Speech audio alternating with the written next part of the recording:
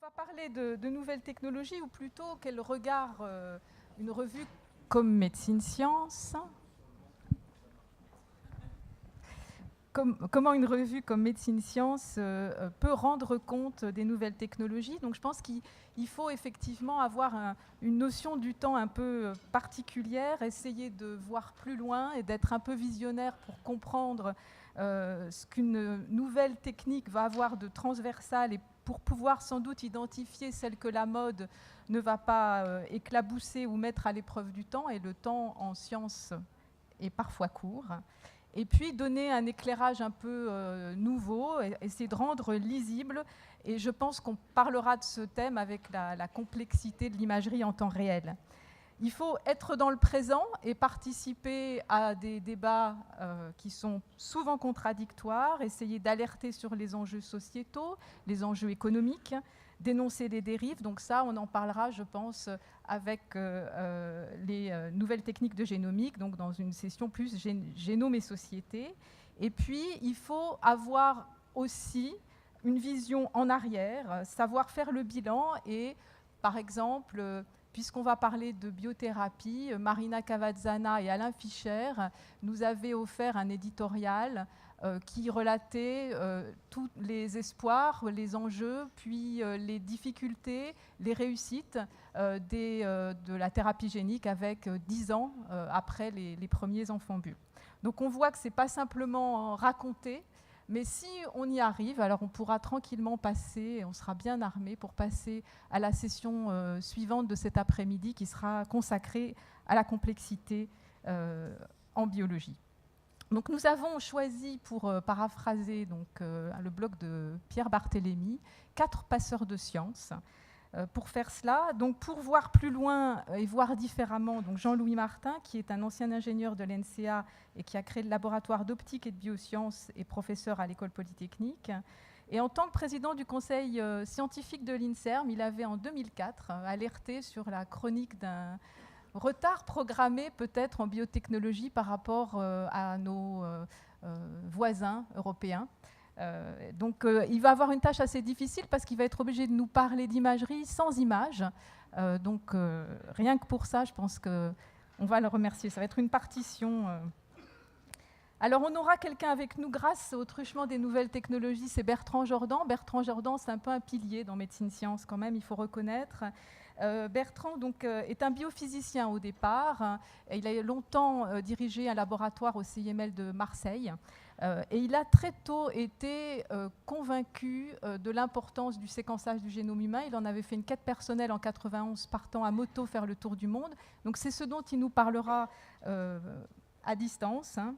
Et je pense qu'il a su porter à la fois un regard critique, mais peut-être avec une curiosité attentive. Et je pense que c'est quelque chose qui est très important dans Médecine Science. Et il avait aussi, je crois, un des ingrédients, où il a toujours, puisqu'il continue à écrire ses chroniques, et vous en verrez encore pas mal dans l'année 2015, qui sont déjà programmées. En tout cas, on lui doit une plume très élégante et aussi des titres accrocheurs. Et je pense que ça, c'est aussi peut-être une des caractéristiques de Médecine Science, donc le chant d'amour des concombres de mer, je ne sais pas si ça vous inspire, le déclin de l'Empire des Gouases par exemple. Catherine Bourguin a accepté au pied levé, je dirais, et on la remercie chaleureusement, de venir débattre avec vous de cette question. Elle est chercheure au CERMES en génétique humaine et statistique, et elle est également membre du comité éthique de l'INSERM et vice-présidente de la Fondation Sciences Citoyennes, qui a décidé de faire rentrer le citoyen dans le débat démocratique et donc de faire que les citoyens s'approprient un petit peu plus les connaissances scientifiques. On lui doit l'ADN Superstar ou Superflic, entre autres. Et enfin, donc Nathalie Cartier, qui dirige le groupe de biothérapie, l'unité 745, et je ne me trompe pas, et coordonne... Ah, ça a changé de numéro. Alors, et coordonne le DIM Biothérapie. Elle a, avec Patrick Aubourg, participé à cette aventure. Je pense qu'on peut parler d'aventure, de la thérapie génique, de l'adrénoleucodystrophie. Je pense qu'il y a quand même pas mal d'équipes françaises qui ont été pionnières dans ce domaine. Et donc, je les remercie tous les 4, et les 3 ici présents, d'avoir accepté notre invitation. Et je vous laisse la parole. Bien, merci pour me donner la parole. Merci aussi peut-être à Hervé de m'avoir appris, après que mon acceptation a été reçue, que j'aurais à parler d'images sans images. Alors, voilà, donc le poids des mots, le choc des images. Le choc des images, vous ne l'aurez pas. Le poids des mots, je ne suis pas sûr. Alors, imagerie temps réel, l'observation, ça a été dit tout à l'heure par le public, quelqu'un dans le public, je crois dans la dernière intervention, ça fait une superbe transition. Médecine Science doit donner la possibilité, j'ai entendu, d'uploader des images. Tout le monde ici est convaincu qu'aujourd'hui, si vous n'avez pas des images et des images qui défilent, c'est-à-dire des films, vous perdez une partie importante de l'information. Alors, ce n'est pas nouveau comme fait, mais aujourd'hui, il est incontournable d'avoir cette dimension numérique. Et je reviendrai là-dessus. Alors, l'observation en biologie et en médecine, c'est une technologie et une approche qui n'est pas nouvelle non plus. Et si vous regardez bien les évolutions technologiques dans le passé, elles nous apprennent certaines lois importantes dans la manière d'organiser les choses. C'est qu'elle est souvent soumise, cette avancée dans l'observation, à un développement technologique, mais celui-ci a toujours été guidé par une question médicale ou biologique. Et si aujourd'hui on doit concevoir des endroits où on veut faire des avancées, et on en fait souvent en ce moment avec une vitesse prodigieuse, il faut les concevoir non pas seulement comme des plateformes technologiques, où souvent celui qui l'utilise n'a pas forcément toute la perception de la subtilité derrière l'appareil, il pourrait avoir, à travers les données qui vont en résulter, une mauvaise interprétation, et on en voit souvent dans la littérature, pas dans Médecine Science, mais souvent dans la littérature. Donc il y a dans cette intimité entre la question biologique et médicale et la technologie, quand il s'agit d'imagerie, mais bien dans d'autres choses, mais quand il s'agit d'imagerie, j'essaierai de vous dire pourquoi c'est particulièrement aigu dans l'imagerie, une obligation d'intimité des équipes et des compétences, donc de l'interdisciplinarité, de la multidisciplinarité à proximité et intimement liée à une question biologique ou plusieurs questions biologiques. Dès le XVIIe siècle, vous le savez tous, Van Leeuwen a fait quoi? Il a inventé un microscope et la première chose qu'il a observée, ce sont des globules rouges. Un autre avait inventé un autre microscope, a observé des cellules et comme il ne savait pas comment les appeler, il a comparé ce qu'il voyait, ces membranes, d'un bouchon de liège à des cellules de moine. C'est pour ça que les cellules s'appellent des cellules, parce que ça ressemblait à un arrangement de cellules de moine ou de robes des moines. C'était déjà une interprétation d'image qui n'a pas donné sur le plan fonctionnel d'autres idées aux biologistes, mais c'était déjà une observation d'un objet qui était, pour le globule rouge, pour revenir au globule rouge, d'une dimension qui était extrêmement inatteignable jusqu'ici, et la calibration des appareils, c'est-à-dire comprendre ce que vous voyez, interpréter l'image, c'est ce qu'il a essayé de faire. La première chose qu'il a fait, c'est qu'il a aligné une centaine de globules rouges, enfin de ce qu'il voyait, et il a dit ça fait à peu près la taille d'un grain de sable qu'il avait récupéré sur la plage du côté de la Tamise. Et donc, il avait déduit que ça faisait, l'unité n'était pas la même, mais à peu près 10 microns. Quelques siècles plus tard, le microscope électronique nous a appris que ça faisait à peu près 7,1 microns. Donc, vous voyez qu'il avait fait une démarche à la fois de technologue, mais aussi une démarche de biologiste, l'observation de quelque chose qui l'intriguait, et troisièmement, une utilisation avec intelligence d'un appareil dont il avait fallu qu'il calibre les choses. On a cette problématique aujourd'hui, avec des appareils bien plus sophistiqués, et qui vont nécessiter de maîtriser, évidemment, la technique, la science, la physique, souvent, pas toujours, sous-jacente, associée à des nouvelles technologies que sont l'hybridation avec ce que nous autorisent les méthodes de perturbation génétique, ce que nous autorise la génétique pour faire du multiplexage de fluorophores à travers les GFP et toute leur famille et les Brainbow qui en résultent, les méthodes perturbatives, ce que j'appelle les méthodes perturbatives douces, ce n'est pas le knockout de gènes, etc., la perturbative douce, et dans le temps, c'est-à-dire d'utiliser des outils capables d'aller activer optiquement, d'une façon ou d'une autre, l'optogénétique, qui sont capables d'aller faire des méthodes de perturbation, parce que les systèmes que nous avons à étudier sont des systèmes complexes. Alors, un système complexe, on peut le définir de différentes façons, ce sont des systèmes de systèmes. Les systèmes de systèmes, ça ne s'analyse pas dans son interprétation des résultats, l'imagerie en est un exemple, de manière intuitive. Ce n'est pas parce que vous augmentez un facteur 2 un signal à l'entrée que vous allez avoir un facteur 2, je caricature, à la sortie. Donc, premier message, il est important d'associer une multitude de compétences surtout quand l'évolution de la technologie est, comme actuellement depuis, on va dire, quelques dizaines d'années, extrêmement puissante, et que toutes les avancées actuellement sont associées. Il est rare qu'il y ait une publication en biologie, évidemment que ça existe, mais en biologie ou médecine, sans qu'il n'y ait pas une observation, donc d'une certaine manière une imagerie. Ensuite, le temps réel. Que veut dire le temps réel finalement ? Le problème de la biologie, pour quelqu'un qui veut essayer de disséquer les phénomènes, c'est qu'il y a une multitude d'événements sur des échelles de temps extrêmement variées. Et je voudrais vous donner une idée simple, c'est que ce n'est pas parce que vous observez un phénomène lent, et en biologie les phénomènes sont, on peut dire, essentiellement lents, pour les observables qu'on a, qu'il est sous-jacent, soumis à des événements qui sont eux-mêmes intrinsèquement lents. La plupart du temps, les événements sous-jacents sont des événements extrêmement rapides, non observables à l'œil humain, sans l'intermédiaire d'un outil. Mais ils sont peu probables. Donc la problématique que vous avez dans le temps réel, c'est d'avoir des événements peu probables, soumis de manière sous-jacente à des phénomènes de rencontres moléculaires, pour faire simple, d'interaction ou de déformation, de formation induite, qui sont, pour la plupart du temps, extrêmement rapides. Et donc vous devez distinguer dans un fatras de mouvements et d'événements ceux qui ont un rôle fonctionnel. D'où la méthode perturbative. C'est la seule qui vous permet d'extraire d'un phénomène complexe les événements qui ont un rôle fonctionnel, parce que liés à la perturbation.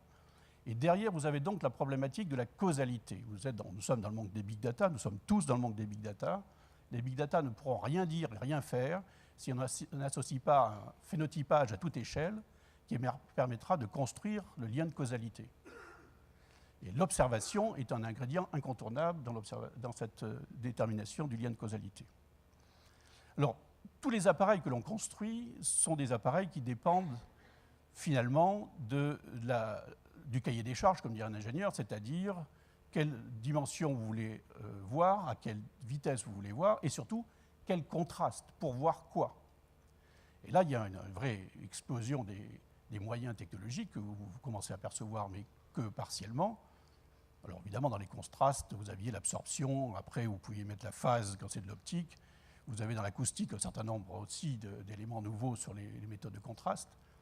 Mais ce n'est pas suffisant, vous le savez bien, la fluorescence est arrivée depuis longtemps en biologie, mais la fluorescence, elle est arrivée pas seulement comme un ingrédient d'une dimension nouvelle, la couleur, elle est arrivée, je l'ai évoqué tout à l'heure, dans sa capacité à être programmée.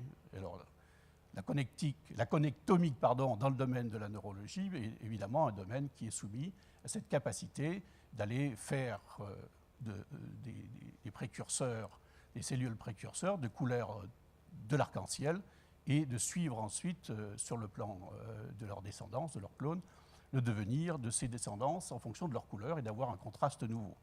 Donc un contraste multiple, programmable, activable, éventuellement, que l'on peut utiliser. Alors, l'objectif, pour revenir à la question que je posais, c'est de ramener à l'échelle de temps de l'observation du cerveau des phénomènes qui sont soit beaucoup plus rapides, soit beaucoup plus lents. Vous voulez faire rentrer en résonance des événements qui ne sont pas à vos échelles de ce que vous savez traiter avec votre système visuel, et donc vous voyez toujours des images qui ne sont que des représentations, ou tout au moins des films, d'événements qui sont soit accélérés, soit ralentis, suivant ce que l'on veut observer. Et c'est cette résonance avec la capacité cérébrale d'analyser ces images que tous les outils cherchent à faire. Alors il y a, dans les échelles de temps, pour revenir simplement à donner quelques chiffres, les événements les plus rapides qui ont un sens biologique, prenons par exemple la catalyse enzymatique. Catalyse enzymatique, ça peut être dans des échelles de temps qui sont moyennement rapides, quand on est quelqu'un comme moi qui regarde ces événements il y a quelques années du moins, c'est-à-dire c'est quand même la nanoseconde, 10-9 secondes.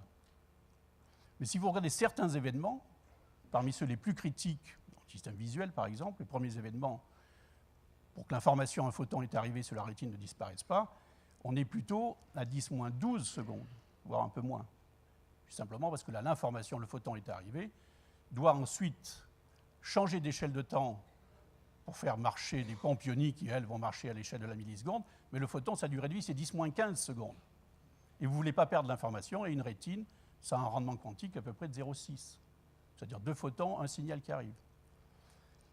la nature a trouvé une solution, c'est un changement mécanique, de conformation d'une protéine qui se passe dans cette échelle de temps, puisqu'il fallait lutter contre deux phénomènes, la perte d'information par fluorescence ou la perte d'information par chauffage de l'environnement, ce qu'on appelle la relaxation vibrationnelle, qui, elle, se passe dans des échelles de temps qui sont de l'ordre de la nanoseconde. Donc vous voyez, mais il y a d'autres événements. Le NO est une molécule très importante que vous connaissez tous dans un certain nombre de processus physiologiques, y compris mémoire, etc. Comment le NO, qui comporte en lui-même aucune information, est capable de transporter l'information? Eh bien, c'est dans son interaction avec des cibles plus ou moins spécifiques qu'il est capable de faire, et c'est parce qu'il y a une diversité de la réaction de la molécule cible dans son échelle de temps qu'il y a des messages de nature différente qui vont être utilisés ici ou là dans un certain type d'immunité ou dans un certain type de mémoire. Donc les échelles de temps, ça peut être très court et ça peut être aussi très long, et il faut pouvoir trouver des outils pour appréhender l'ensemble de ces échelles de temps.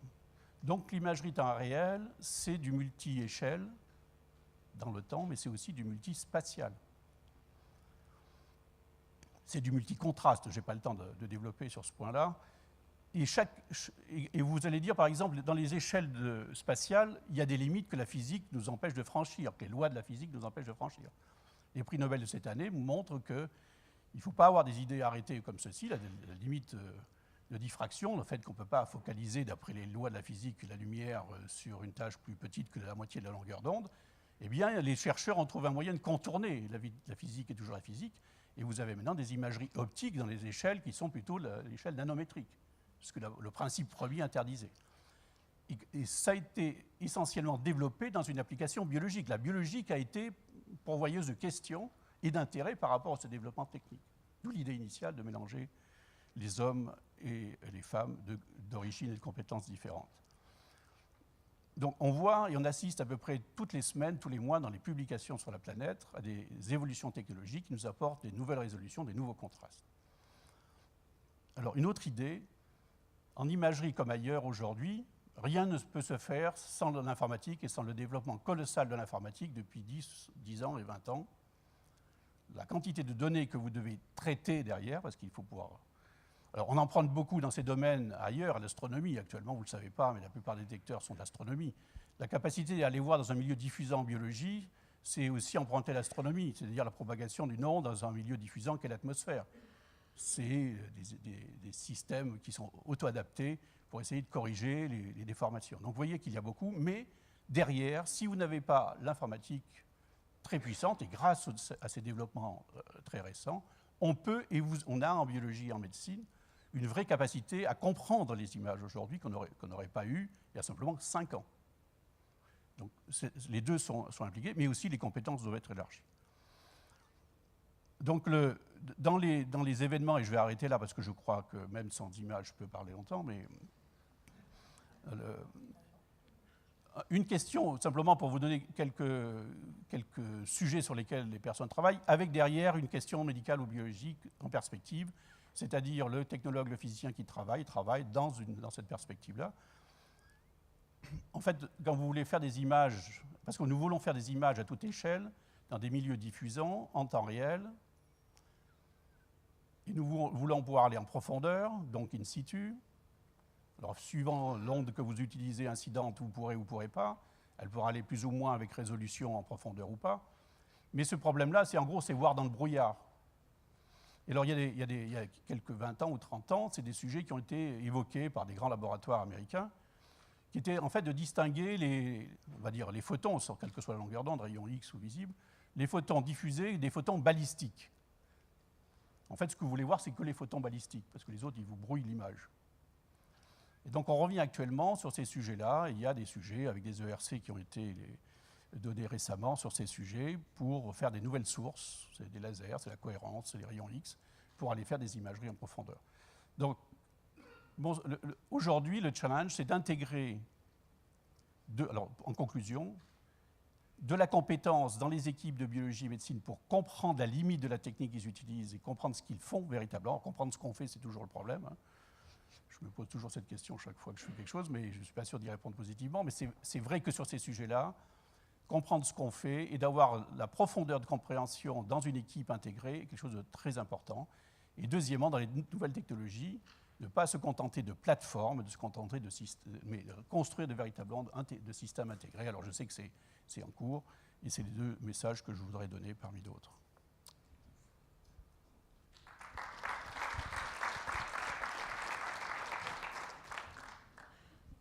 Est-ce qu'on peut avoir la vidéo de Bertrand ?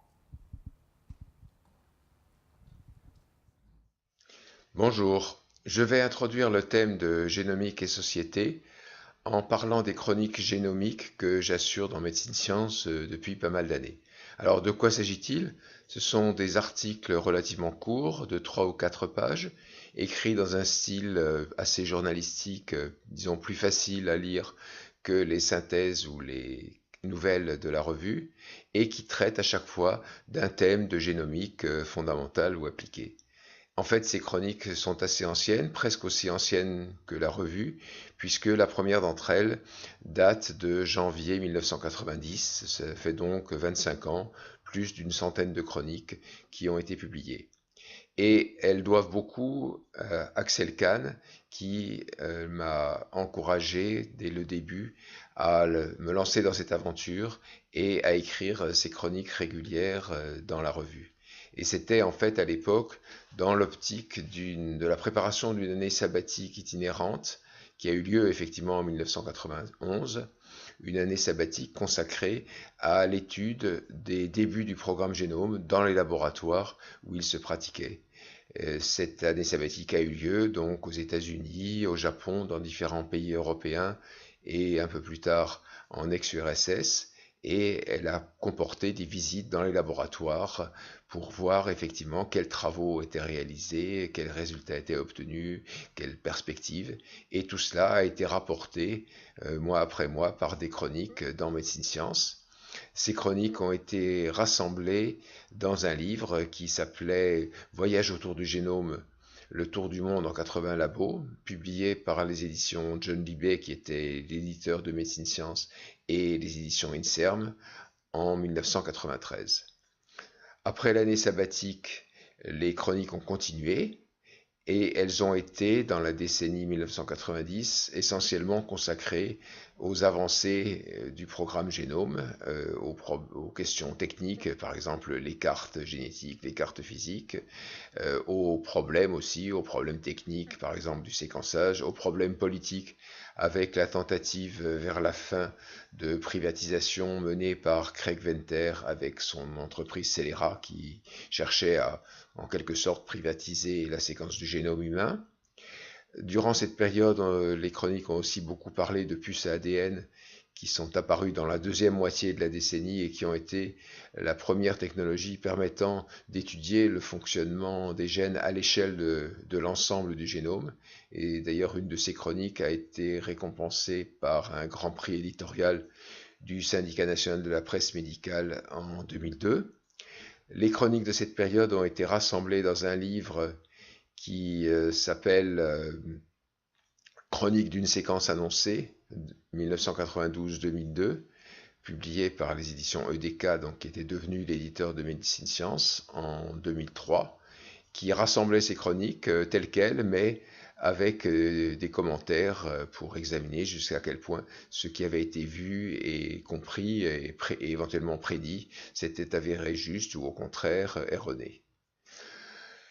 Une fois le programme Génome achevé, ou en tout cas abouti, une fois qu'il a abouti à une séquence humaine de relativement bonne qualité vers 2002-2003, les chroniques ont continué de façon un peu plus irrégulière et plus ouverte, en parlant par exemple de clonage. On se souvient de l'annonce bidon par la secte de Raël d'un clonage reproductif humain, en parlant aussi de thérapie génique, de génétique du comportement, génétique de l'autisme, les premiers balayages du génome, les GWAS, les questions des races à l'échelle, enfin à la lumière des données génétiques approfondies.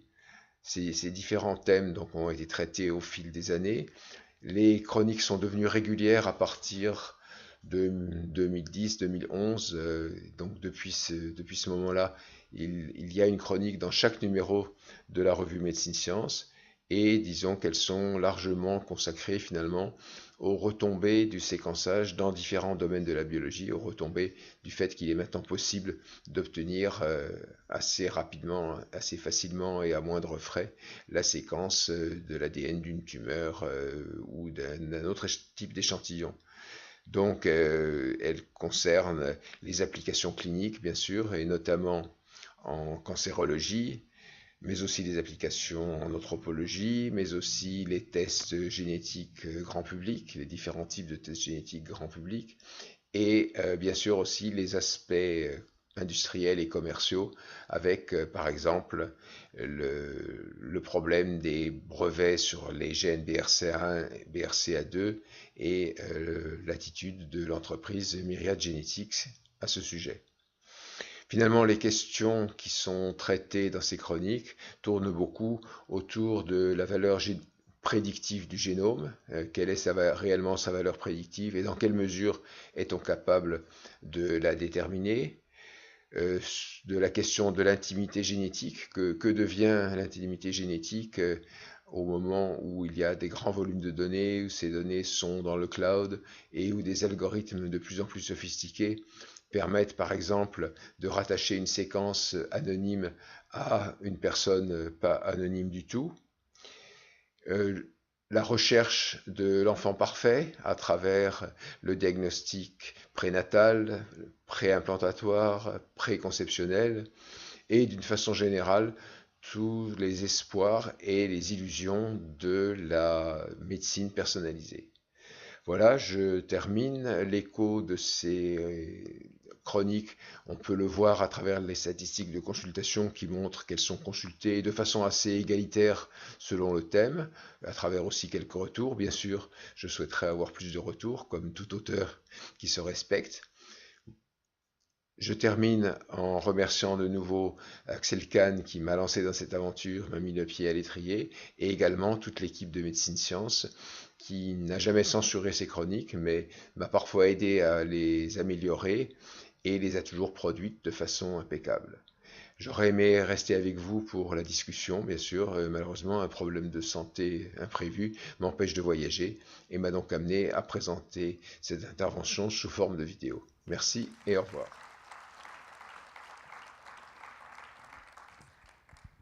On reste dans le même thème et je pense que Catherine Bourguin va rebondir.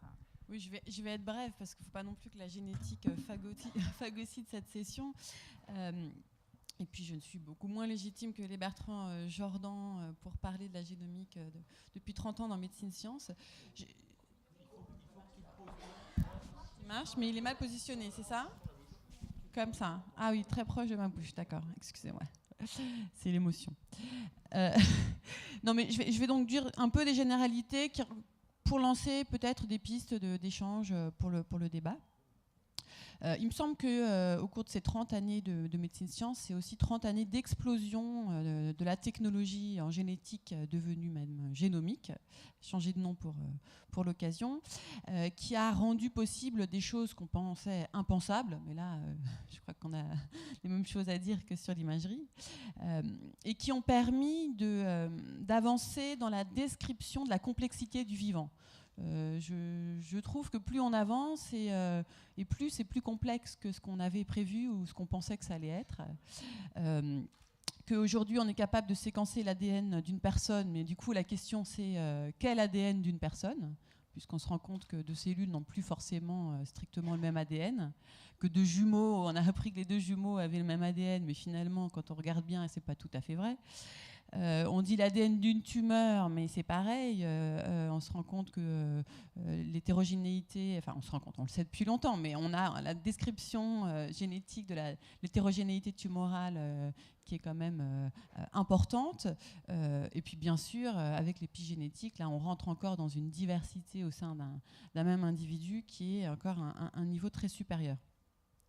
Donc toujours plus de connaissances et de précision, mais avec toujours plus de questions.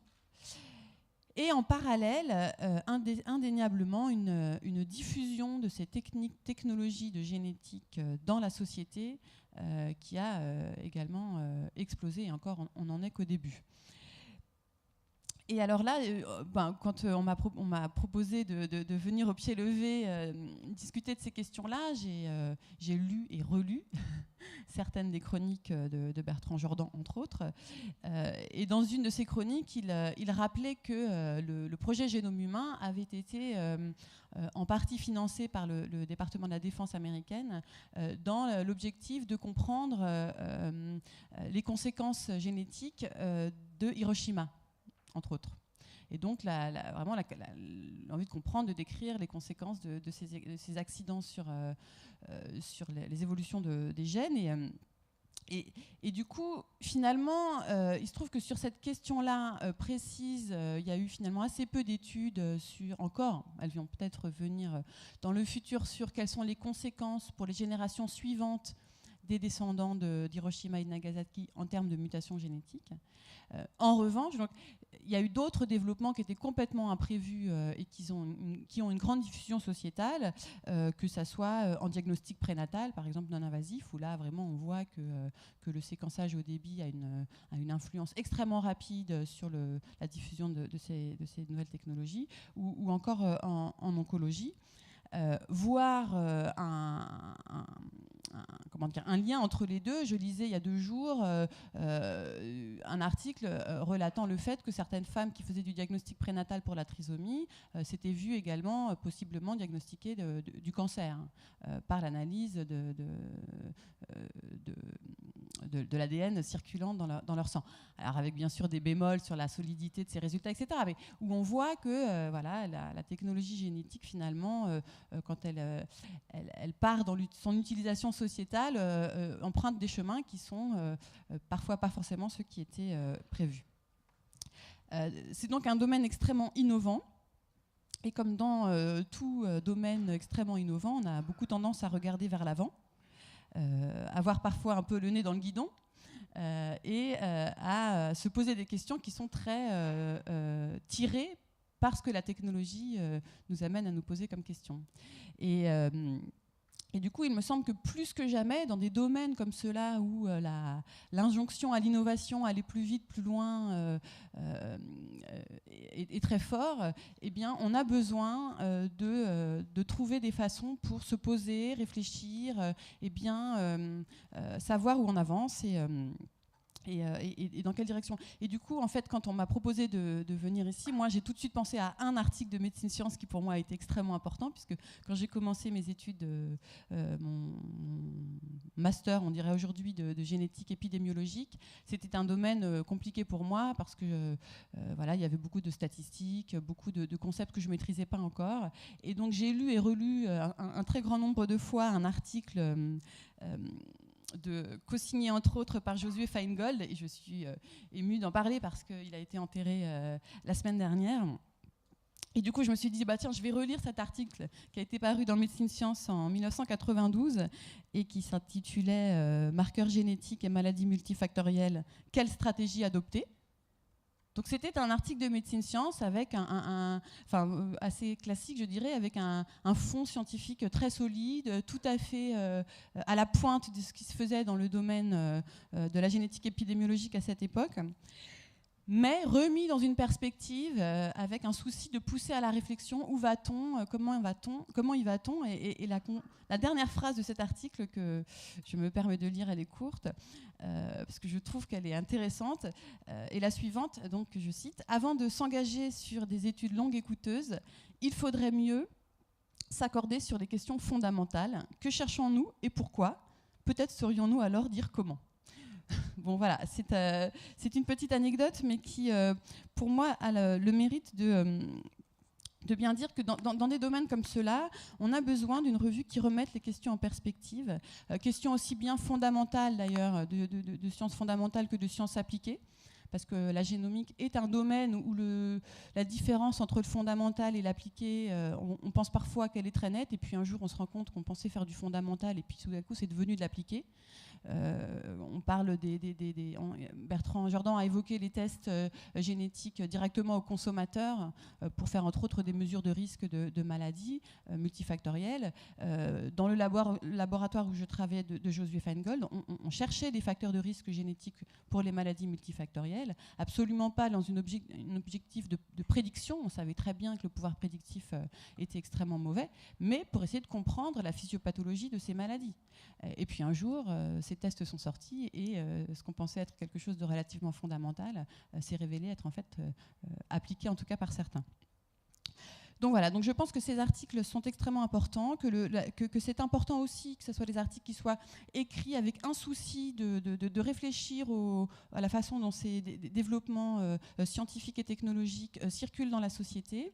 Et je trouve que Bertrand Jordan parlait des tests, enfin des brevets de Myriad sur le test sur les gènes BRCA1. Il y a eu une série d'articles qui ont été coécrits par Dominique Stoppalionnet, donc vraiment spécialiste de cette question du point de vue oncogénétique, et Maurice Cassier, qui est un sociologue historien de la propriété intellectuelle, qui ont travaillé ensemble pour produire des articles qui sont extrêmement intéressants parce qu'ils sont extrêmement riches et qui problématisent ces questions-là de façon, je trouve, tout à fait... c'est un beau modèle. Voilà, donc bon, après, je n'ai pu arriver qu'à la fin de la session tout à l'heure, mais je voulais dire quelques mots sur le fait d'écrire dans médecine de sciences. Je pense que c'est un art extrêmement difficile, parce qu'il demande de prendre du temps, de prendre la distance par rapport à l'activité de recherche, et ce n'est pas forcément quelque chose qui est facile à faire, mais en même temps c'est essentiel à la fois pour la formation des jeunes chercheurs, pour les chercheurs moins jeunes qui n'ont pas forcément le temps de prendre ce temps pour faire un pas de côté et regarder ce qu'il est en train de se passer dans le domaine, mais que c'est d'une grande valeur. Et si je retrouve ma dernière note, bon, c'est pas grave. Voilà, donc... bon, enfin bref, je vais aller vite. Il me semble que du coup, le fait que Médecine Sciences soit accessible à tous est quelque chose d'extrêmement important. Il est beaucoup plus accessible aujourd'hui que quand j'ai commencé à faire de la recherche. Donc je ne peux qu'encourager ça. J'espère que demain, Médecine Sciences sera une revue en open access qui pourra permettre encore plus d'irriguer la communauté scientifique francophone.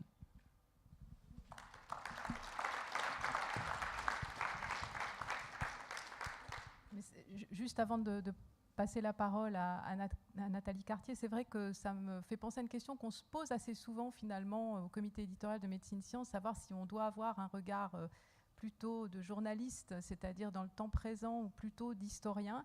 Et l'article que vous mentionnez, effectivement, de Dominique Stoppalionnet, a été écrit en fait plus d'un an après que la Cour suprême américaine ait libéré les gènes, puisque c'est le titre de l'article, je crois. Mais effectivement, il s'était passé beaucoup de choses après, avec un certain nombre de procès qui avaient été intentés, notamment par la Société Myriad. Donc c'est vrai que c'est toujours une question, on pourra peut-être revenir dans le débat, de savoir à quel moment il faut parler d'une découverte scientifique. C'est vrai peut-être aussi pour la thérapie cellulaire avec les cellules ES, où on a eu des résultats précliniques très, très bons, et puis ça s'est télescopé extrêmement rapidement avant qu'on prenne le recul de savoir, mais même pourquoi, comment ça fonctionne et comment ça marche, si réellement ça fonctionne. Donc j'ouvre le débat pour la suite, et je passe la parole à Nathalie. Merci Hélène. Alors, il faut que je vous dise quand même qu'il y a quelques jours, j'ai appelé Laure Coulombelle un peu inquiète en lui demandant de quoi il fallait que je parle aujourd'hui avec vous. Je ne savais pas très bien comment j'allais m'en sortir. Elle m'a dit, il n'y a pas de problème, tu parles de ton expérience et de ce que tu penses de Médecine Sciences. Alors, je vais vous parler de mon expérience. Je suis médecin et je suis scientifique, et Médecine Sciences m'a accompagnée toute ma carrière, puisque j'ai été formée chez Axel Kahn, et j'ai passé plusieurs années avec Axel à côtoyer des gens absolument exceptionnels comme Jean-Claude Dreyfus ou Jean-Claude Kaplan, et puis avec Hélène qui était là. Et je dois dire que Médecine Sciences était vraiment notre livre de chevet. On le lisait vraiment tout le temps, on discutait des articles, on échangeait beaucoup au sujet de tout cela, et ça nous a, je pense, je dis nous parce que je pense que je ne suis pas la seule que ça a accompagné au cours de toutes ces années. Alors donc, je me suis formée chez Axel à faire du transfert de gènes, et j'ai fini par faire des biothérapies et à utiliser ces transferts de gènes à visée thérapeutique. Étant médecin, c'était ce qui m'intéressait.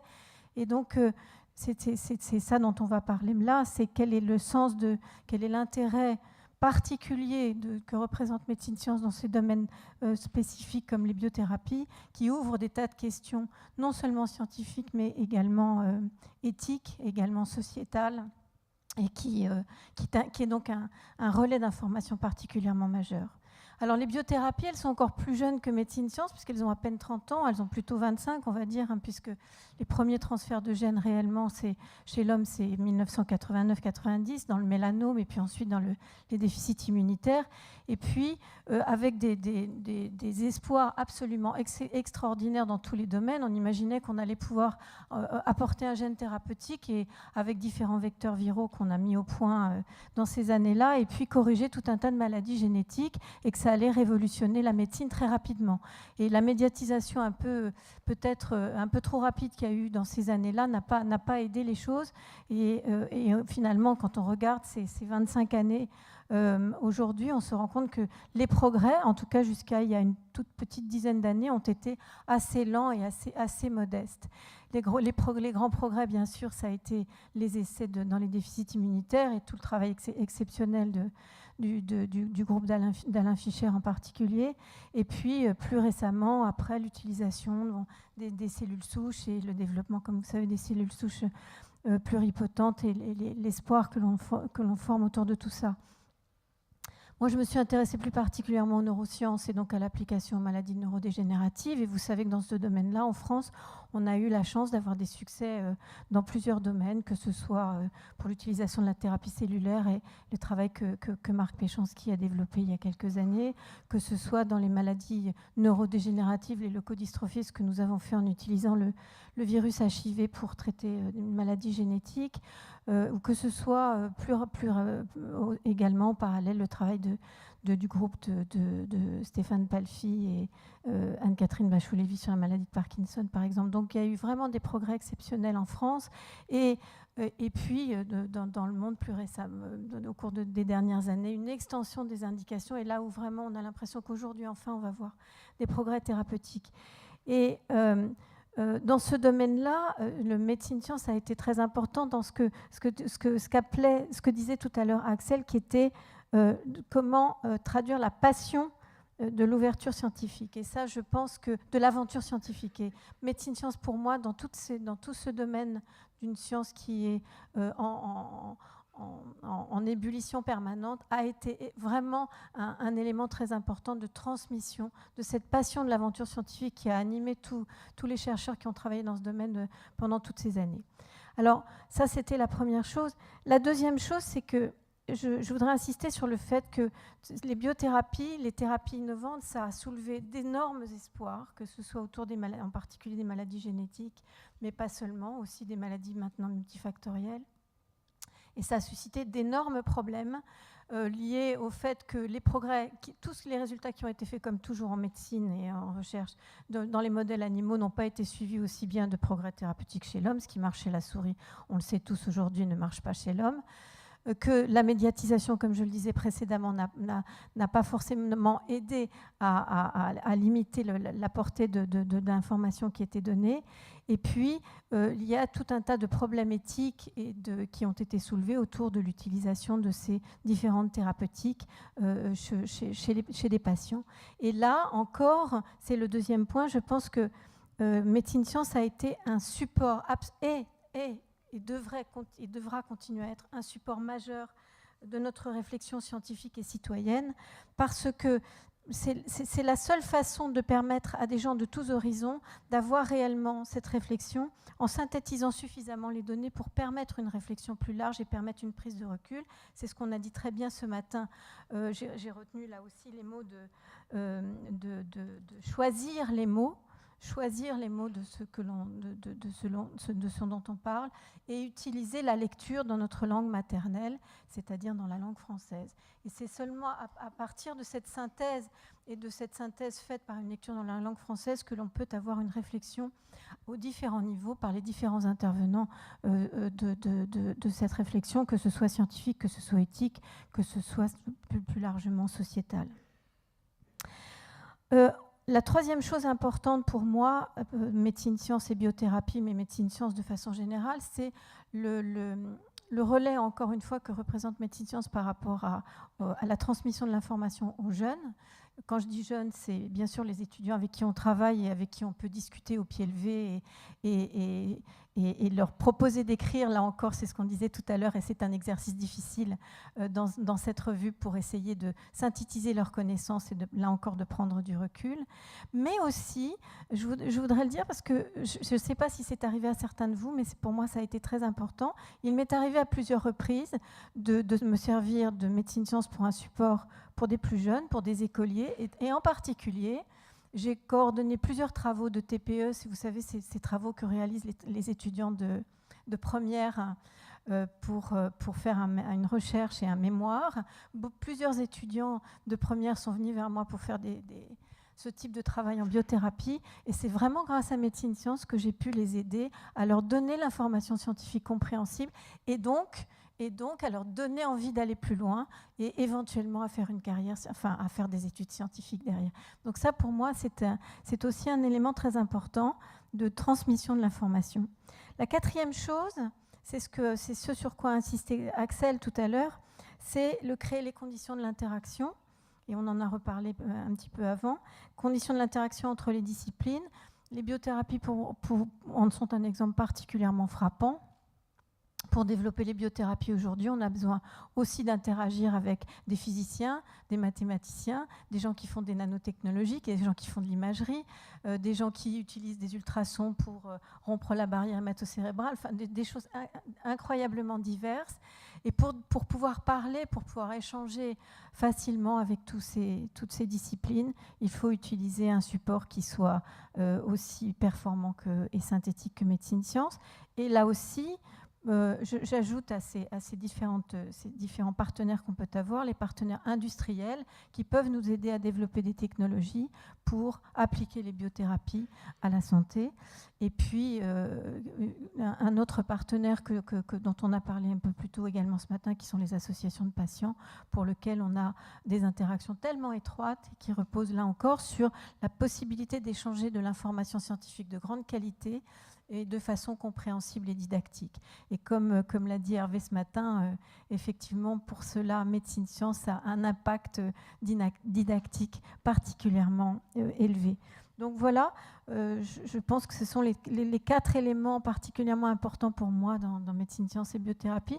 Et je terminerai simplement plus généralement en disant que il m'est arrivé, enfin, vous n'avez qu'à laisser traîner un Médecine Sciences chez vous ou bien au labo, et vous allez voir que beaucoup de gens vont le lire, y compris vos enfants ou les copains de vos enfants. Vous pouvez toujours essayer de laisser traîner Nature sur une table chez vous, mais il y a très peu de copains des enfants qui vont lire Nature. Donc je pense que rien que cela nous dit à quel point Médecine Sciences fait partie de notre vie et est très important pour notre vie scientifique.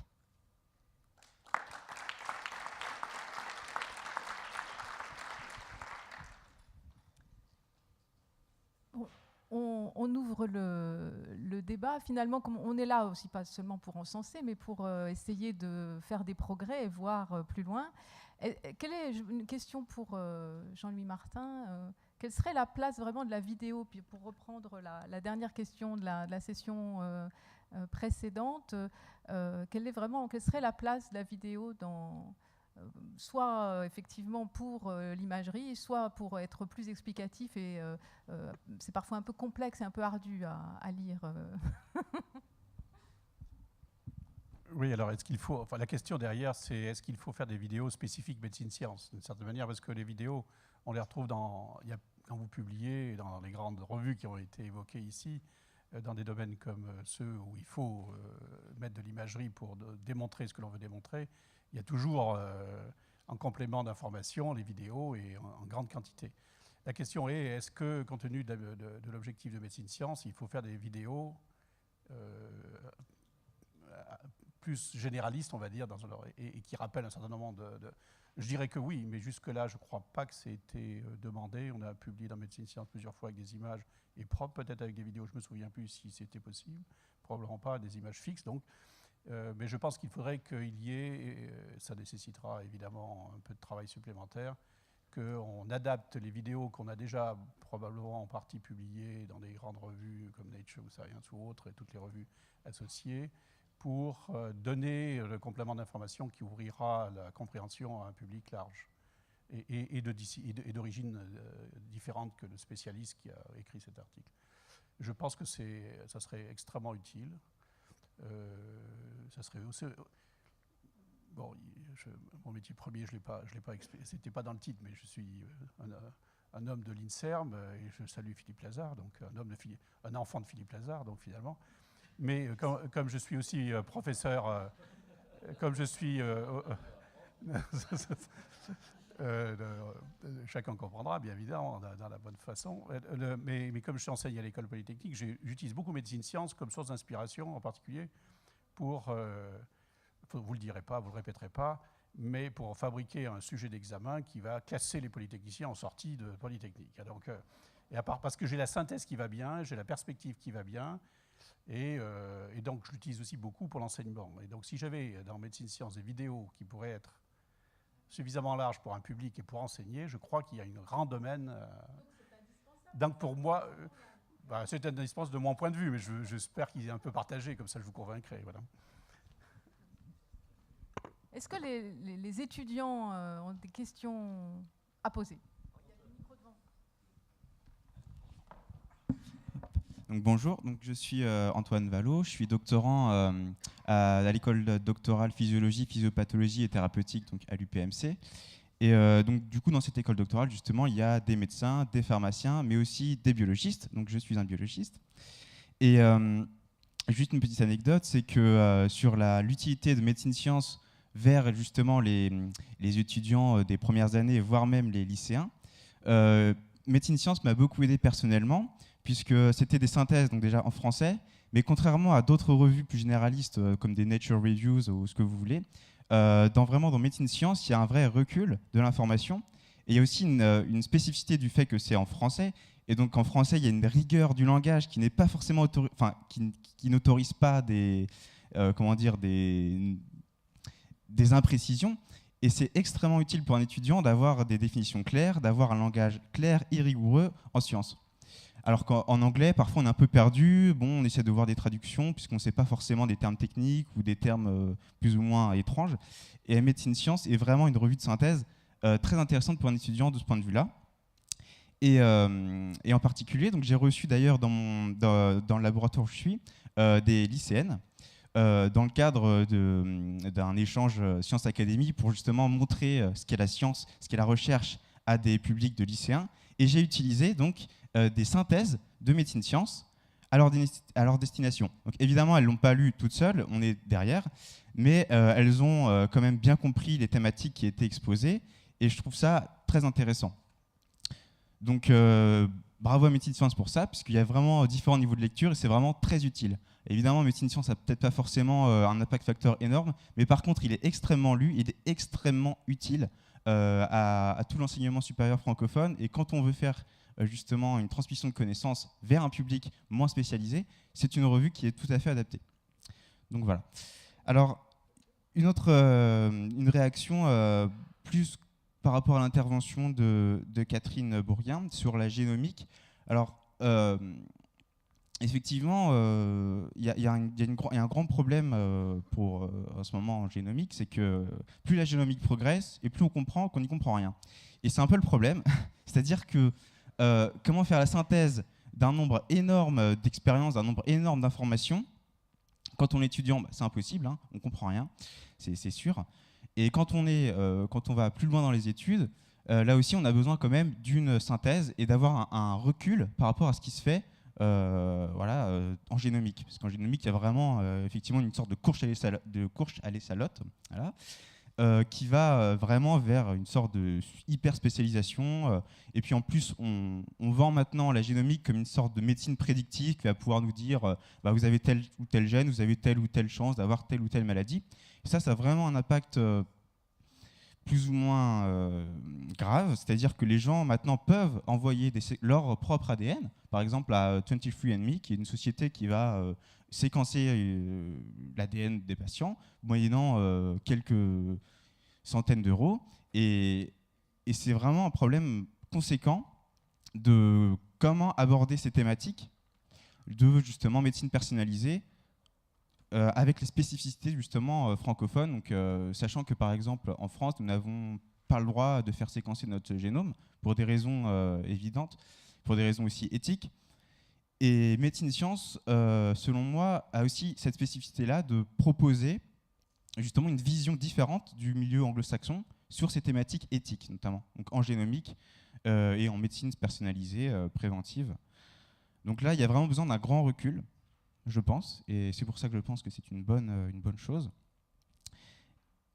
Et autre chose, alors c'est que il y a aussi une attente de la part des publics étudiants, mais aussi des publics citoyens, parce qu'on a entendu à l'intervention précédente un membre d'une association de patients. Il y a vraiment une réelle attente concernant d'autres publics non spécialistes sur ces questions sensibles, des questions sensibles concernant la génomique, concernant la transgénèse, concernant la thérapie génique. Et justement, la revue Médecine Science, à mon avis, est extrêmement objective dans son traitement de l'information. Et je pense qu'il faut vraiment conserver cette chose-là pour justement ces publics non avertis.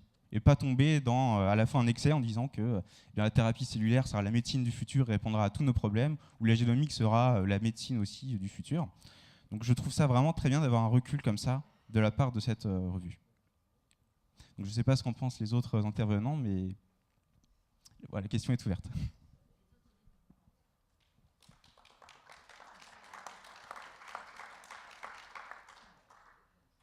Sur la question de la génomique, je laisserai les autres répondre. Je pense qu'on a dit des choses qui sont assez similaires.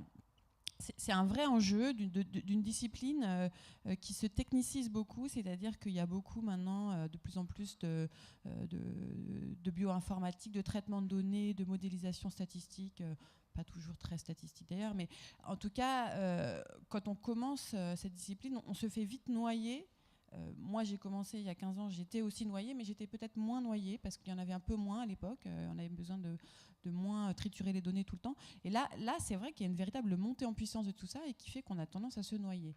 Donc c'est pour ça que vraiment, il me semble que le rôle de cette revue, c'est aussi de remettre les choses en perspective, y compris en perspective historique. On discutait tout à l'heure avec Hélène de la question de la génétique, du QI, de l'intelligence, qui est quelque chose qui revient de façon cyclique comme ça depuis Galton, quoi, puisque Galton déjà travaillait sur le génie héréditaire. Et je trouve que c'est extrêmement important aussi d'offrir aux personnes qui travaillent sur ces questions-là des perspectives historiques et qui montrent que finalement la façon dont on se pose aujourd'hui les questions sur les dernières publications, parce qu'il y en a tout le temps, hein, on a trouvé encore une énième fois des gènes de l'intelligence, finalement les modèles qu'ils utilisent, les façons de conceptualiser les choses, c'est les mêmes peu ou prou que celles que Galton, Fischer ensuite a modélisées en 1918 dans son papier Princeps, qui reste encore aujourd'hui la façon de décrire l'implication des gènes dans les traits complexes qui irriguent tout ce qui se fait aujourd'hui. Et je trouve qu'une mise en perspective comme ça, et qui reprend aussi l'histoire de ces controverses, la génétique de l'intelligence a fait le sujet de controverses extrêmement importantes, en particulier à la fin des années 70, avec des grands généticiens français et internationaux qui ont pris des positions. Enfin, ça, c'est très cyclique, et donc d'avoir régulièrement des choses qui remettent tout ça en perspective et qui montrent bien que c'est pas parce que c'est une technologie de pointe que les questions qui se posent sont des questions de pointe, et que il y a aussi beaucoup tout ce qui c'est pas parce que ce sont des sciences de pointe que ce qui s'est fait, ce qui s'est écrit il y a 15 ans, il y a 30 ans, il y a 150 ans, n'a pas encore aujourd'hui une pertinence intacte.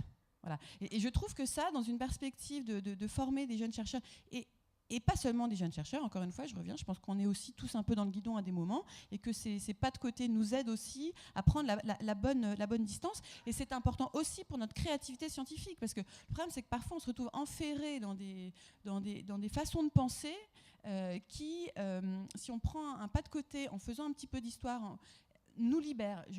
Un exemple, j'ai lu très récemment un article, j'ai parlé de la génétique de l'intelligence, et aussi la génétique de la taille, qui depuis Galton revient. Combien de gènes pour la taille Alors les dernières estimations, c'est 697 loci sur le génome à partir d'une méta-analyse sur 200 000 personnes, mais qui n'explique au total que 15% de la variabilité interindividuelle de la taille. Bon, ce qu'avait dit très bien Fischer, enfin bref. Donc un article paru quelques temps après par un jeune chercheur formé à la génétique des populations, à la génétique quantitative, qui fait plutôt dans une perspective de sélection. Est-ce qu'il y a eu de la sélection dans l'histoire humaine, et en particulier la sélection sur la taille, et qui fait un papier tout à fait intéressant où il pense un peu autrement le problème, et il dit texto dans son introduction. Je suis allé lire les textes des généticiens, biométriciens, etc., du début du 19e siècle, et des travaux d'historiens des sciences sur la question, qui m'ont ouvert des portes et qui m'ont fait me poser la question un petit peu différemment. Voilà. Et il produit un article qui n'a pas révolutionné les choses, mais qui est, d'un point de vue de la créativité scientifique, je trouve, tout à fait stimulant sur cette question.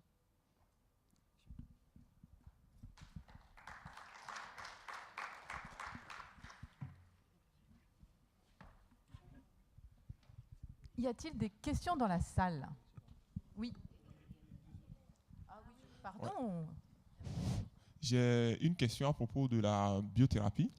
En fait, on sait que certains modèles d'études, notamment la drosophile, 75% des maladies neurodégénératives est reproductible chez la drosophile. Quelle est la place de ces modèles dans vos orientations thérapeutiques? Alors, ce que je disais tout à l'heure, le problème de la thérapie génique, c'est qu'on soigne souvent très bien les modèles animaux, et puis après, quand on veut soigner les êtres humains, on est confronté à des problèmes bien différents, et que les choses fonctionnent beaucoup moins bien. Donc, on peut faire des preuves de concept, de théoriques, de mécanismes d'action de certains gènes, et effectivement, et de correction de certains défauts génétiques dans des modèles comme la drosophile. Mais il y a d'autres modèles qui existent. On peut utiliser tous les modèles, et jusqu'aux rongeurs, et ensuite les gros animaux, et le chien et le primate, etc. Mais finalement, on se rend compte que chacun de ces modèles a ses limites, et que tous les succès que l'on peut avoir dans l'utilisation de ces modèles animaux doivent être pris avec beaucoup de précaution quand on veut ensuite traduire ça dans des stratégies d'essais thérapeutiques chez l'homme. Donc on peut faire des preuves de concept chez la drosophile. Je pense qu'on ne peut pas aller d'une preuve de concept chez la drosophile à un essai thérapeutique chez l'homme. C'est déjà compliqué d'aller d'une souris à un essai thérapeutique chez l'homme. Il faut garder beaucoup de réserve avec l'interprétation de ces modèles animaux. Est-ce possible de pouvoir suivre les effets secondaires après une biothérapie, les effets secondaires? Parce que quand on sait que, quand on concerne les médicaments de production synthétique, il y a les effets secondaires qu'on peut suivre. Ou bien il suffit seulement d'arrêter le traitement pour éviter les effets secondaires. Mais quand on concerne la biothérapie, qu'en est-il? Alors, on utilise là encore des modèles animaux pour tester, c'est ce qu'on appelle les études de toxicologie, exactement comme on le fait effectivement pour des médicaments.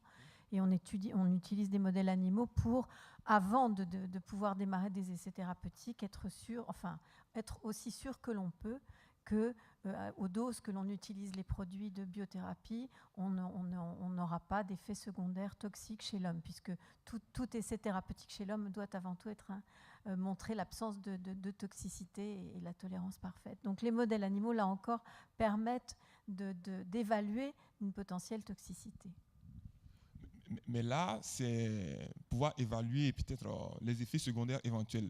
Mais quant à ce qui concerne les effets indésirables, parce que les effets indésirables ne sont pas forcément connus avant l'utilisation à échelle élevée, parce que les effets indésirables, souvent, on peut dire que ce sont des effets inconnus. Maintenant, comment peut-on contrôler ces effets indésirables une fois... Là encore, c'est effectivement en étudiant, en faisant de la toxicologie, en utilisant ces approches avec des doses importantes que l'on peut étudier l'apparition éventuelle de ces effets indésirables et donc prévenir en utilisant des stratégies modifiées ou des doses diminuées chez l'homme pour éviter absolument l'effet de la survenue de ces effets indésirables. Ok, Oui. c'est bon. Alors, on a beaucoup parlé d'éthique, en fait, dans les technologies, là, aujourd'hui. Ce qui est très important. Vous m'entendez? C'est bon? Ah, pardon, voilà, c'est mieux. Voilà, comme ça, comme les grands chanteurs de rock. Exactement. Et on a beaucoup parlé d'éthique aujourd'hui sur les biais des technologies, les risques pour la population, pour la société, pour la personne, pour l'individu. Pour autant, je pense qu'en tant que chercheur, on a besoin à un moment d'avoir de la créativité qui apparaisse. Et pour revenir au propos de M. Martin, les technologies viennent d'ailleurs en général. Et je pense que, typiquement, pour revenir au fait que médecine science, c'est à la fois des sciences fondamentales et des sciences plus cliniques, toutes ces technologies-là peuvent être utilisées et on peut imaginer d'autres applications ailleurs, dans des domaines autres, sans directement poser les questions éthiques, parce que les questions éthiques, elles se seront posées, elles doivent être posées, mais on peut aussi proposer des outils juste à utiliser pour d'autres choses qui n'impliquent pas forcément des causes éthiques directes, quoi, je pense. Donc, je pense que ça peut être important de juste de proposer des outils, de voir des perspectives qu'on peut apporter par ces techniques, sans tout de suite s'arrêter au c'est pas bien, ou ça va pas marcher, ou il faut pas le faire. Je pense que c'est la réalité, c'est comme ça qu'on travaille. Et puis, les problèmes d'application et les problèmes éventuels éthiques qui sont soulevés par cela sont posés selon les résultats de cette première étape. Mais c'est exactement comme ça que les choses se font en réalité. On teste des hypothèses, on propose des applications Non, ce que je veux dire, c'est qu'on pourrait imaginer plus de croisement entre les disciplines par la technologie. De toute façon, le cas de la génétique est un peu particulier parce que la génétique s'applique à elle-même. Mais par exemple, en imagerie, on peut imaginer très bien, comme l'a dit, on peut utiliser quelque chose d'astronomique pour de la biologie. On peut utiliser un outil chimique qui va entraîner de la biologie plus intéressante. On peut utiliser l'optogénétique comme imagerie ou comme traitement viral par extension, avec des limites éthiques bien sûr, mais on peut projeter les choses. Et je pense que c'est important d'avoir cette vision de la projection possible, peut-être impossible, parce que légalement pas viable. Typiquement, je pense à l'optogénétique, qui est très controversée parce qu'il faut injecter un agent viral à un moment à un patient, mais qui ouvre des portes assez intéressantes. Et c'est cette question, moi, me taraude beaucoup de savoir comment est-ce qu'on peut avoir ce croisement de technologies entre les disciplines. Oui, vous avez tout dit, évidemment, et tout résumé. Donc, effectivement, souvent, l'innovation vient d'ailleurs, comme vous dites. En fait, on espère qu'elle viendra du même endroit. Si on a aussi croisé les hommes dans leurs compétences et on les avait fait travailler ensemble, ça se fait de plus en plus. Ça ne se fait pas assez encore, à mon idée, en France, mais on a une culture avec des classifications que je ne rappellerai pas, mais par discipline, qui sont encore très prégnantes. Alors, les problèmes éthiques, quand vous importez une technique, y compris d'ailleurs d'une discipline voisine, sur les animaux, soit comme modèle, soit parce que c'est une discipline connexe, les problèmes éthiques, ils se reposent à chaque nouvel usage, en fait. C'est-à-dire que ce n'est pas la technique qui a défini le périmètre, c'est son usage nouveau. Et son usage nouveau repose à chaque instant. Si l'imagerie appliquée à l'étude de la cognition chez l'enfant, si vous mettez dans un imageur RMN un enfant avec un bruit infernal, pour ceux qui savent à peu près le bruit que ça fait, se pose un problème éthique. C'est-à-dire, est-ce que vous avez le droit de soumettre à un stress finalement sonore? Est-ce que d'ailleurs ce que vous allez étudier va avoir quelque chose à voir avec ce que vous voulez comprendre, parce que vous induisez une perturbation d'environnement? Donc c'est on va dire peut-être des questions éthiques légères par rapport à celles qui sont évoquées à travers la thérapie génique. Mais ce sont des questions qui se posent à chaque instant. Et là, il y a quand même, il me semble, globalement, beaucoup de sagesse dans le milieu de la recherche. Et de la recherche, quand il s'agit de la transférer à l'homme, il y a des règles éthiques qui sont là, avec des systèmes de contrôle qui ont été mis en place progressivement, au fur et à mesure que cette affaire est apparue comme étant première. Mais il y a aussi beaucoup de sagesse chez le chercheur individuel. Mais cette sagesse, elle ne peut pas se construire individuellement, elle se construit collectivement. par cette diversité des compétences et des approches. Et encore une fois, vous avez raison, c'est-à-dire que elle doit être un ingrédient de la démarche de recherche, y compris dans son expression la plus technique et technologique. Vous devez vous poser la question éthique d'emblée. Et c'est très généralement le cas, même en tout état de cause, la loi nous l'impose. Mais je pense que c'est un réflexe maintenant dans les laboratoires. Moi, je voudrais faire une réponse qui va un peu dans ce sens, mais qui est un peu formulée différemment. Je pense qu'il ne faut pas voir l'éthique comme quelque chose qui est là pour arrêter la recherche. C'est-à-dire que la question, c'est de savoir, enfin, je reprends la phrase de Joseph Engel, excusez-moi, mais il faudrait mieux s'accorder sur les questions fondamentales. Que cherchons-nous et pourquoi ? Peut-être saurions-nous alors dire comment. C'est-à-dire que si on considère que socialement, il y a des choses qu'on veut faire et d'autres qu'on ne veut pas faire, on délimite juste un nouveau cadre. Et ensuite, la recherche et les questionnements, pour des esprits curieux, finalement, ce n'est pas les contraintes qui arrêtent les questionnements. Souvent même, les contraintes sont des façons de susciter, d'être fertile en termes de questionnement. Et donc, je pense qu'il ne faut pas avoir en tête que on va développer n'importe quoi, puis après, on mettra le filtre éthique. Mais ça revient un peu à ce que vous avez dit juste avant. C'est qu'en fait, c'est la science pour l'homme, enfin pour les hommes et les femmes qu'on veut faire. Et dans la science qu'on fait, il y a le monde auquel on rêve, qu'on souhaite d'advenir. Et ça, c'est fondamental, parce que dans le questionnement éthique, c'est ça. C'est quelle science pour quelle société et quel monde dans lequel on veut vivre. Et donc, si on a ces questions-là et qu'on se les repose régulièrement et qu'elles sont fermement en nous et que du coup, quand on se pose des choix, parce que la recherche, c'est toujours choisir une question plutôt qu'une autre parce qu'on ne peut pas tout chercher, et que de toute façon, la curiosité, on l'a dit, je pense que la première qualité d'un chercheur, c'est d'être très curieux et d'avoir toujours une question à chaque fois qu'on lui propose une réponse. Un esprit critique toujours en exergue, eh bien, cette façon de se poser des questions peut se poser dans plein de domaines, sous plein d'angles différents. Et le fait de ne pas courir après la technologie, mais au contraire de se dire mon ethos, ma qualité de chercheur, c'est d'avoir une curiosité que je sais orienter en fonction de mes valeurs fondamentales et des valeurs de ma société. Je pense que c'est vraiment quelque chose qui est important à avoir en tête aussi, comme ça, formulé comme ça, même si ça revient en pratique beaucoup à ce qui a été dit avant.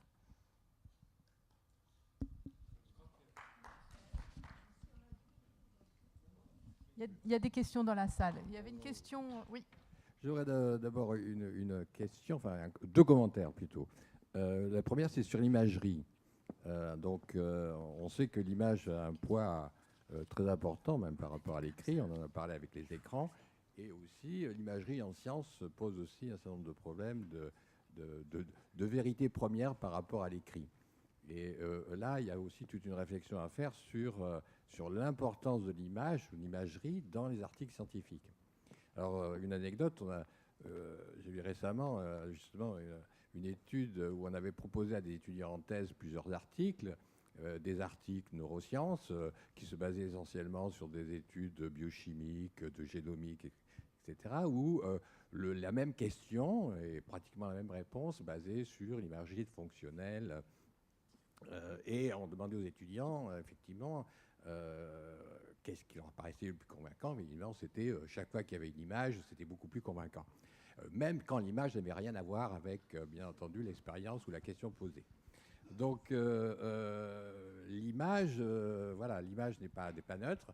Et on sait très bien que, l'image, même l'image de soi, l'image de son corps, le soi dépend beaucoup de l'image qu'on a de soi, encore plus que d'un autre processus mental. Donc il faut aussi avoir une réflexion sur l'image, l'écran et le poids de plus en plus grand, grâce à toutes ces tablettes et à toutes ces facilités de l'image, que prend l'image par rapport à d'autres types d'expériences ou d'autres supports de réflexion ou de questions. Et la deuxième, juste petite remarque par rapport à la vidéo, je suggérais effectivement, en médecine science, on pourrait avoir, comme dans certaines revues, une interview de celui qui a écrit l'article, qui est toujours intéressant de passer par l'oral aussi. On a vu tout à l'heure que l'oral et le présentiel est important, et peut-être on peut avoir quelques articles, quelques vidéos de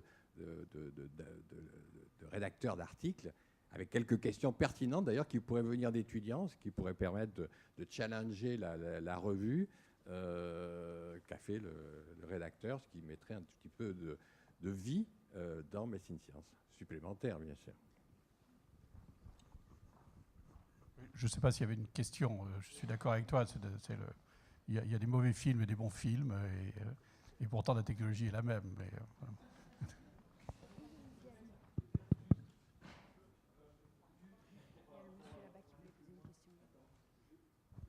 Juste pour aller plus loin et stimuler vos réponses, à travers la complexité ou à travers les questions, comment est-ce qu'on rend compte de la complexité, que ce soit en génomique, que ce soit en imagerie, que ce soit pour les biothérapies? Comment on fait pour passer au-delà de ce qui se passe de plus en plus dans les revues primaires, surtout quand elles sont publiées dans des grands journaux, où on en est à lisser les résultats pour ne sortir que ce qui est de plus positif, de plus propre, de plus impeccable pour que les experts acceptent enfin, au bout de mois et de mois d'aller-retour, que l'article soit publié. Donc comment on fait dans la revue, ce qu'on essaye de faire dans Médecine Sciences, pour revenir dans ce cas-là de l'ultra-simplification vers la complexité, et inversement, comment on essaye de rendre compte plus clairement de phénomènes complexes, y compris ce qui ne se fait pas dans un article primaire dans Cell ou dans Nature, de mettre en évidence la tension, parce que l'éthique, ce n'est pas de dire que c'est bien ou que c'est mal. L'éthique, c'est de mettre en évidence où est le rapport bénéfice-risque, où se situe la connaissance, où s'arrête le doute, où commencent des utilisations qui peuvent être déviantes de tel ou tel aspect technologique. Donc, la question, ce n'est pas d'utiliser la complexité comme un nuage de fumée pour embrouiller tout le monde et se cacher derrière ou l'ultra-simplification ou la complexité. C'est comment dire, comment nous, Médecine Sciences, on reprend en main ce qui a été soit trop simplifié, ou arriver à montrer comment, par exemple, dans le domaine de la génétique, épigénétique, les choses sont beaucoup plus complexes qu'il n'y paraissait.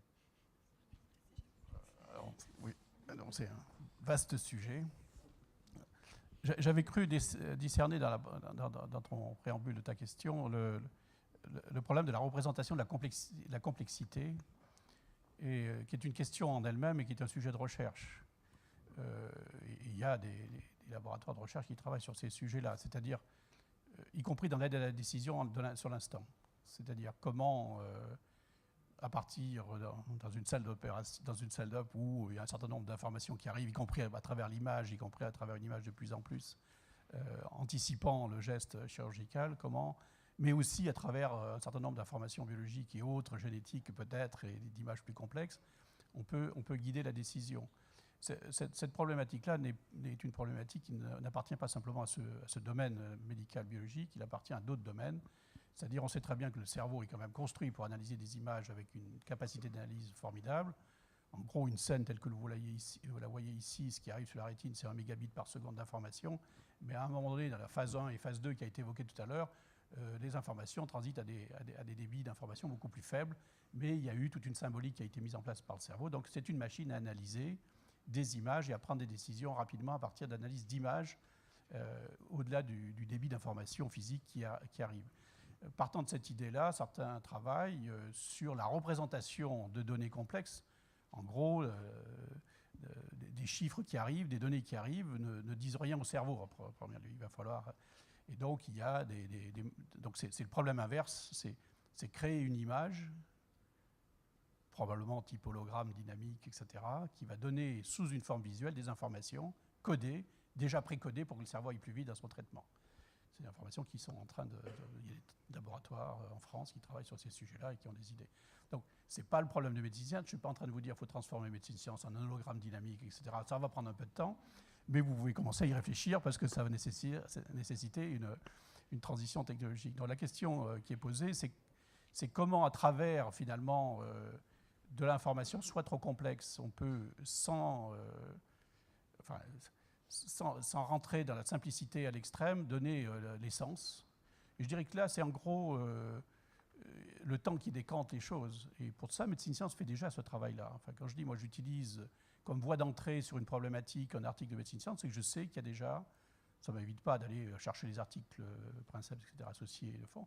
Mais il y a déjà ce travail-là, ça a déjà été dit, donc ce travail est déjà fait dans Médecine Sciences. Alors, est-ce que les outils technologiques nouveaux, tels que l'imagerie, posent un autre problème? Bien sûr, parce qu'ils vont tromper plus facilement.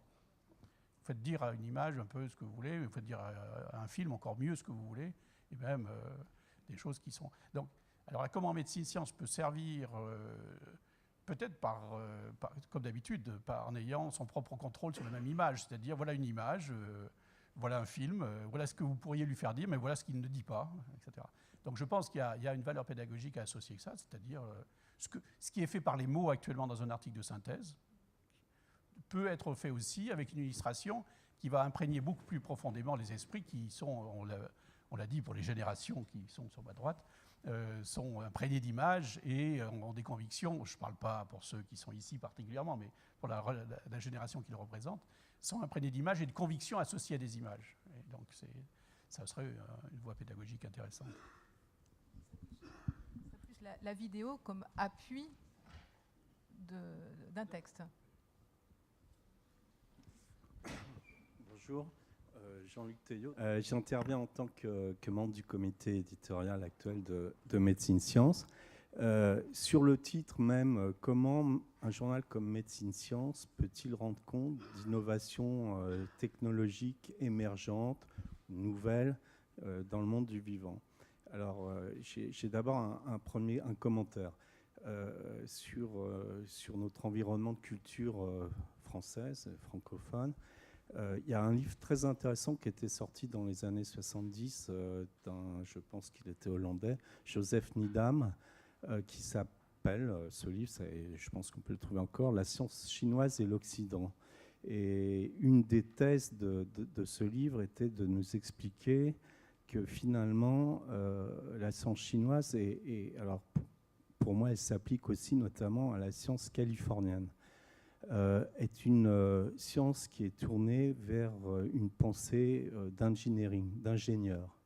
Et que face à ça, et notamment en France et probablement aussi en Allemagne, il y a des sciences qui se sont développées qui sont plutôt des sciences tournées d'abord vers le concept.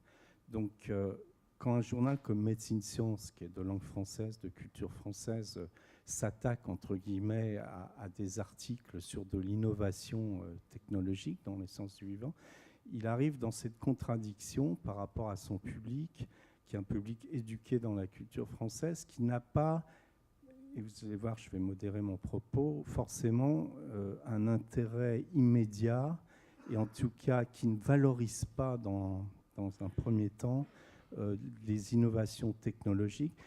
Médecine Sciences a donc un problème de comment intéresser ce public qui a une culture finalement qui n'est pas une culture d'ingénieur.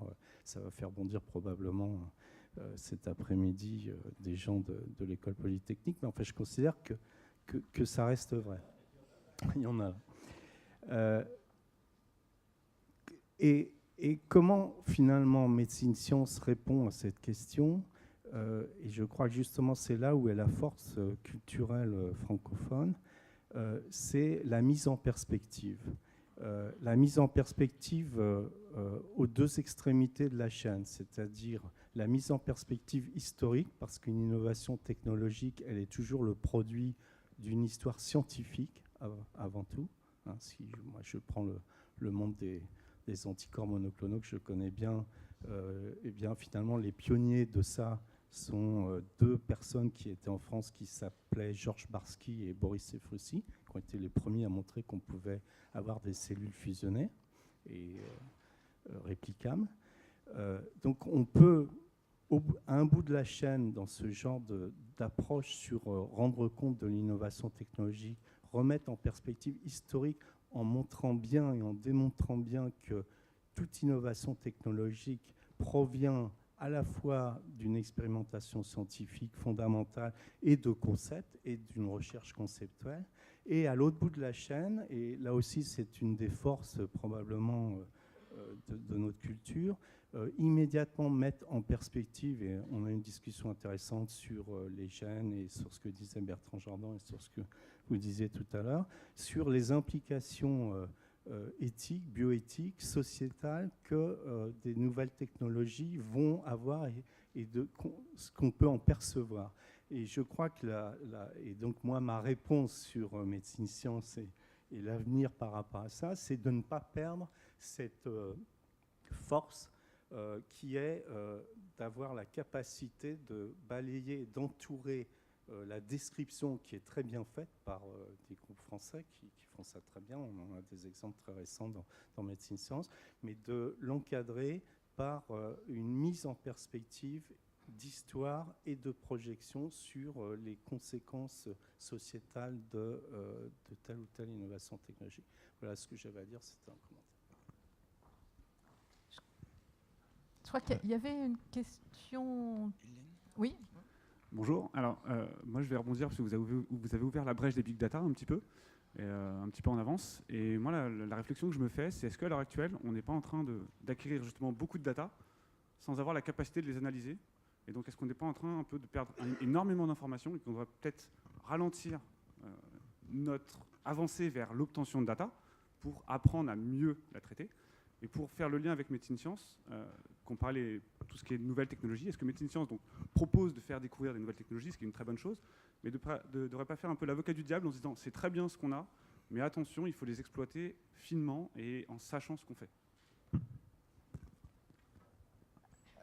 Juste un commentaire, je crois que quand on lit les chroniques génomiques de Bertrand Jordan, justement, il y a beaucoup de données chiffrées, justement, à la fois des enjeux et aussi, finalement, des applications qui parfois sont extrêmement restreintes, ce qui remet effectivement à la valeur de la vraie vie l'évolution des choses. Maintenant, est-ce qu'un commentaire? Un petit commentaire, je comprends tout à fait ce que vous dites, je le partage en partie, et en même temps, d'un point de vue méthode, je me place du côté analyseur de données, on sait bien aussi que, enfin en tout cas l'histoire de la génomique c'est beaucoup ça, c'est que en fonction des données qu'on a, on va développer des méthodes différentes. Donc le problème c'est que on peut développer en disant, je ne veux pas faire l'apologie il faut toujours produire plus de données, mais d'un point de vue strictement méthodologique, les méthodes qu'on a pu développer en génétique quand on avait 80 marqueurs microsatellites pour faire une analyse de liaison pour chercher les gènes impliqués dans une maladie, ces méthodes-là, elles sont en partie inadaptées aux données qu'on a aujourd'hui. Ça ne veut pas dire que les questions et la façon qu'elle avait de les poser n'étaient pas très pertinentes et qu'on a perdu de la pertinence en avançant, ça je suis bien d'accord. Mais en même temps, si on utilise ces méthodes-là sur les données qu'on a aujourd'hui, ça ne va pas. Donc il faut aussi des nouvelles méthodes pour les données. Donc il faut trouver un équilibre entre les deux. C'est-à-dire que c'est aussi parce qu'on développe tout le temps des nouvelles méthodes qu'on arrive à avoir des méthodes qui font parler les données qu'on a. Donc il y a un équilibre entre les deux. C'est un peu pour faire l'avocat de l'autre partie par rapport à ce que vous nous avez fait comme remarque, qui bien sûr mais fait sens. Justement, est-ce qu'on n'est pas en train de se retrouver dans un système de déséquilibre, que l'analyse n'arrive pas à suivre la production de data? Quand on voit toutes les datas qui sont produites en omique, génomique, RNomique, protéomique, on se retrouve avec des kilotonnes de données et on ne sait pas les analyser. Et la donnée est en train de prendre le pas sur notre capacité d'analyse et l'analyse est en train de prendre beaucoup de retard comparé à ce qu'on avait avec les microsatellites, comme vous le dites. Moi, je suis complètement d'accord qu'on a besoin de beaucoup de monde pour analyser les données, qu'il faut des nouveaux savoir-faire, on a besoin de nouvelles compétences, enfin de plus de compétences en bioinformatique, en biostatistique, etc. Je partage ce point de vue, mais en même temps, je dis faisons attention que les sciences du vivant ne se transforment pas en des sciences bioinformatiques non plus. Parce que non, mais je dis ça, je pousse le truc à l'extrême. Je pousse le truc à l'extrême, mais de façon un peu provocative, un peu à dessein aussi. Parce que je pense que des gens qui sont formés à la bioinformatique, j'en suis en partie, moi je suis biostatisticienne, donc j'en parle de façon d'autant plus détendue, qu'on a, en fonction de la discipline dans laquelle on vient, de laquelle on a été formé, on a un certain regard sur les questions. Et qu'il ne faut pas non plus qu'il y ait une importance donnée à certains questionnements forcément au détriment d'autres. Et que le vivant, il faut qu'il y ait des spécialistes du vivant qui continuent à travailler. Et pas seulement des... Voilà. Mais bon, c'est un peu provocateur à dessein. Ça pose même la question des référés, parce que l'interprétation des données, parfois, quand on est référé d'un article, c'est extrêmement difficile de savoir si on n'en aurait pas une autre. Il y a 2 autres questions, et puis je crois qu'après, on passera à la pause déjeuner. Oui, je voulais rebondir sur la question de Hervé sur la complexité. Je suis Michel Bouvier, directeur général de l'IRIC et ancien rédacteur en chef pour le Québec de Médecine Sciences. Et c'est un sujet qui nous interpelle depuis longtemps, et Hervé et moi. D'ailleurs, on avait écrit, je pense, un éditorial à ce sujet-là en 2009 qui s'intitulait « Appréhender la complexité à l'ère des omics ».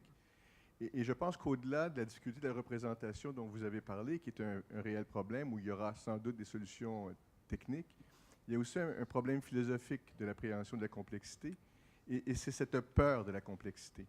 Et la volonté de simplifier à outrance et de vouloir faire tomber les choses dans des cases blanches ou noires, qui est un peu le propre de l'homme. Et je pense qu'en science, on a le devoir de ne pas sous-estimer les lecteurs, que ce soit les lecteurs de Médecine Sciences ou d'autres revues, et de vraiment aborder cette complexité de face et d'avoir la modestie de savoir que les modèles que nous proposons ne demeurent que des modèles et non pas des réponses absolues à des questions. Et que la masse de données qu'on accumule, qui est effectivement difficile à traiter, participe d'une amélioration de notre connaissance et d'un rapprochement de la vérité.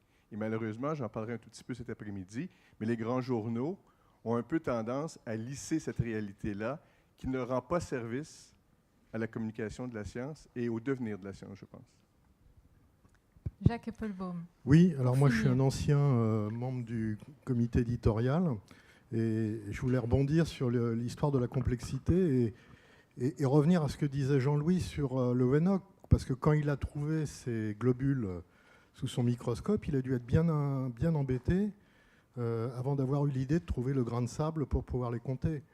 Et l'histoire de la complexité, c'est exactement ça. C'est-à-dire, c'est de savoir ce qui va être signifiant. C'est aussi ce que disait Einstein. Hein. Einstein disait ce qui peut être quantifiable n'est pas forcément signifiant. Mais d'un autre côté, ce qui est signifiant n'est pas forcément quantifiable.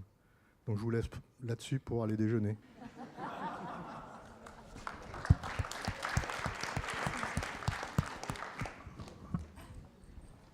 Merci beaucoup.